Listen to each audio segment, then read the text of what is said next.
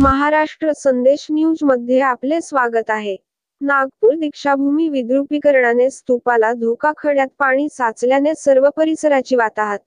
जगातील बौद्ध आणि आंबेडकरी अनुयायांची पवित्र दीक्षाभूमी सध्या अनेक यातना भोगत आहे.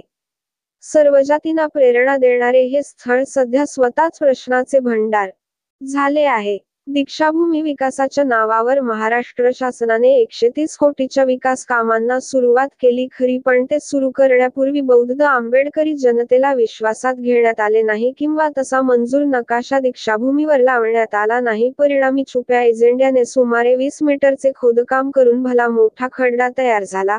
जनता दर्शनाकरिता ये-जा करीतच होती. काहीच्या निदर्शनास ही बाब आली. वेदना सहन करीत पवित्र दीक्षाभूमीचे मूळ चित्र बदलविण्याचा सपाटा कंत्राटदाराने सुरू केला. दीक्षाभूमी स्मारक समिती मुंग गिळून शांत बसली होती. हळूहळू उद्रेक झाला. 1 जुलै 2024 ला महाराष्ट्रातील आंबेडकरी जनता दीक्षाभूमीवर आली आणि जनप्रक्षोभ झाला. त्यात मोठ्या प्रमाणात ठेवज, जाळपोळ सामानाची फेकफाक झाली. त्यानंतर कामबंद पाडण्यात आले.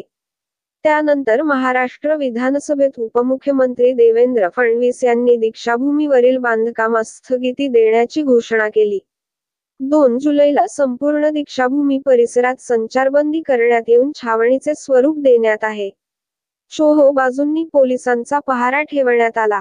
दरम्यानच्या काळात नागपूर येथील ज्येष्ठ विधिज्ञ ॲडव्होकेट श्लेष नारनवरे यांनी नागपूर उच्च न्यायालयात याचिका दाखल करून दीक्षाभूमीसाठी अपुरी पडलेली जागा पाहता सरकारने आरोग्य विभागाची 16 एकर 44 आर आणि केंद्र सरकारच्या कापूस संशोधन केंद्राची 3 एकर 84 आर जमीन दीक्षाभूमीला देण्यात यावी आणि सध्याच्या कामाची स्थिती लक्षात घेता यावर सरकारचा निर्णय त्वरित अपेक्षित असल्याचे याचिकेत म्हटले आहे. मात्र उच्च न्यायालयाने 4 आठवड्याची वेळ सरकारला उत्तरासाठी दिली आहे. मधील 3 दिवसापासून नागपूर येथे मुसळधार पाऊस पडत आहे. दीक्षाभूमीवरील मोठा खडा पाण्याने भरला आहे. त्याचा वाईट परिणाम लागून असलेल्या स्तूपाच्या फाउंडेशनला धोका निर्माण करीत आहे. कोट्यावधी जनतेचे आशास्थान हे विद्रुपीकरणाने नेस्तनाबूत झाले आहे. 50 दिवसावर धमाचक प्रवर्तन दिन आहे. त्यापूर्वी या भूमीचे समतल करणे अत्यावश्यक आहे. खोरीपचे रामदास गजभिये आणि डॉ. आंबेडकर राईट मीडियाचे उपाध्यक्ष सिद्धार्थ हे सह लाखोच्या संख्येने भीम सैनिक खडा बुजविण्यात यावा अशी मागणी करीत आहेत.